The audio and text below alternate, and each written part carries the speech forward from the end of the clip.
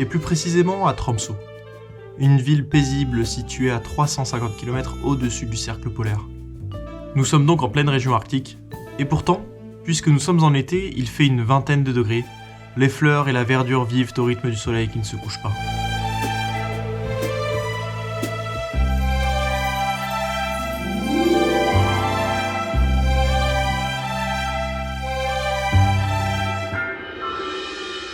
Ça, c'est la première phase de cette région. Parce que la deuxième, elle est beaucoup moins séduisante. C'est l'hiver.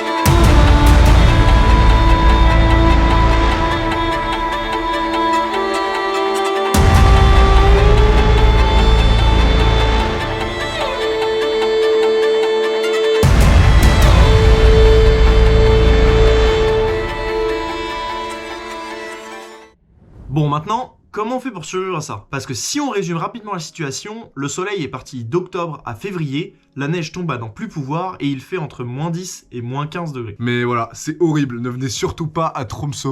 Voilà, c'est vraiment l'endroit à éviter sur Terre. T'es venu, t'as drop de mic et t'es reparti. Pour survivre à une nuit polaire, il y a 4 étapes sur lesquelles vous pouvez jouer.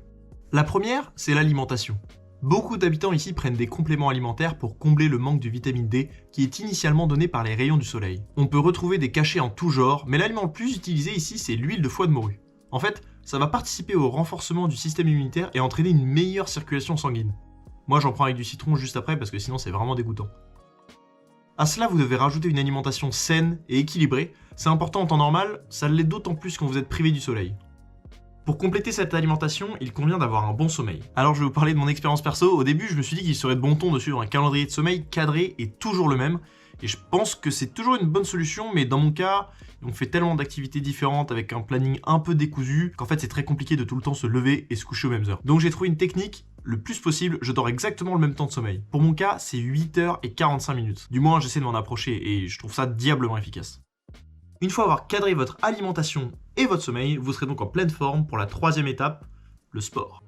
C'est évidemment très important de se dépenser et c'est pour cela qu'ici à l'université de Tromsø, le sport est très facile d'accès. Si bon vous semble, vous pouvez avoir des entraînements tous les jours de la semaine sur des sports vraiment différents. Faire du sport durant cette période, ça permet de remplir la quatrième étape, qui est le contact social. Je pense que c'est très important d'avoir un contact social le plus régulier possible, avec vos amis, vos colocs, camarades de classe. Ça passe par les cours que vous avez, mais aussi par les événements auxquels vous pouvez participer. Par exemple, il y a peu, j'ai été chauffeur pour le festival de cinéma de Tromsø. Ce sont des expériences auxquelles on ne pense pas forcément tout de suite, mais qui permettent de rencontrer plein de nouvelles têtes. Et ça, la ville de Tromsø l'a bien compris. Et elle favorise justement les événements culturels et l'intégration, l'implication et la participation des jeunes dans ces événements. Enfin, pour la dernière étape, je vais vous parler de l'équipement. Alors l'objectif, ça va être d'avoir une sous-couche qui va tenir très chaud. Donc pour ça, on retrouve pour les jambes un leggings anti-froid et pour le haut, on peut retrouver différents anti-froids. Alors moi, ce que j'aime bien, c'est celui-ci. Je sais pas si vous pouvez voir, il y a une matière extrêmement confortable à l'intérieur et il est assez robuste. Donc ça va être la première couche qu'on met sur soi. Ensuite, il va y avoir évidemment les t-shirts, les pulls qu'on va mettre par-dessus. Et pour les pantalons, pantalons de ski en vrai, on s'en sert quasiment tous les jours ici. Ensuite, on commence à arriver avec l'équipement intéressant, à savoir une cagoule que je mets avec un tour de cou par-dessus en laine de mérino. La laine de mérino, c'est très bien. Je vous conseille tous les vêtements en laine de mérinos, ça tient super chaud. Après la cagoule, on a évidemment les gants. Alors moi, c'est des gants spéciaux, c'est des gants de pisteur, donc c'est-à-dire qu'ils viennent vraiment très très loin. Plus ça va loin, mieux c'est. Et vous voyez, il y en a même un deuxième à l'intérieur, donc ça c'est pour qu'on puisse avoir chaud. Et le plus intéressant, qu'est-ce que c'est que ça? Qu'est-ce que c'est que ça? Ça c'est hyper utile.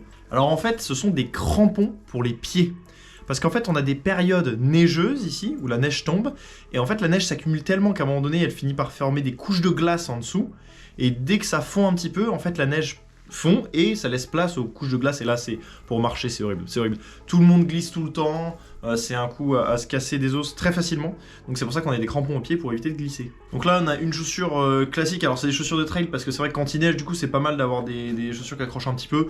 Bon, c'est un détail, en vrai, des chaussures de ville, ça marche très bien. On va les mettre par-dessus, voilà, donc on vient les enfiler comme ceci. Ah, voilà, normalement c'est des trucs multitailles, hein, donc ça passe partout. Et une fois que vous avez votre chaussure qui est prête, vous voyez, ça accroche la glace. En fait, quand vous allez marcher, ça va directement accrocher, ça va éviter de glisser. Parce qu'en fait, je vais vous montrer de façon directement, regardez. Alors attendez que je dévisse la GoPro, voilà, regardez dehors comment c'est. Vous voyez, il y a de la neige qui s'est installée. Et en fait, quand la neige fond, ça laisse place à la glace qui s'est formée depuis quelques mois en dessous. Et donc vous voyez là, en fait, quand les gens de la municipalité sont pas encore passés poser des graviers partout pour éviter que ça glisse, parce qu'ici ils posent pas de sel, en fait ça servira à rien de mettre du sel, mais du gravier directement. Donc on est obligé de s'adapter et on est obligé de mettre des crampons. Un équipement que je recommande, mais 100%, hein, je pense que c'est l'équipement le plus important de tous. Voilà, le caleçon fourrure. On me l'a offert il y a quelques semaines par Esteban. Je pense que c'est un équipement qui tient chaud, c'est hyper important. Pour compléter toutes ces astuces, l'attitude générale qu'on doit adopter durant cette période, c'est la proactivité. On se doit d'aller chercher soi-même à se lever pour aller faire du sport, à être curieux pour découvrir des domaines que l'on soupçonnait pas forcément si intéressants, à s'ouvrir aux autres pour partager des moments qui nous réchaufferont dans ce froid hivernal. Enfin bref, durant cette période, il faut apprendre à aller chercher soi-même son réconfort, sinon l'hiver s'en chargera.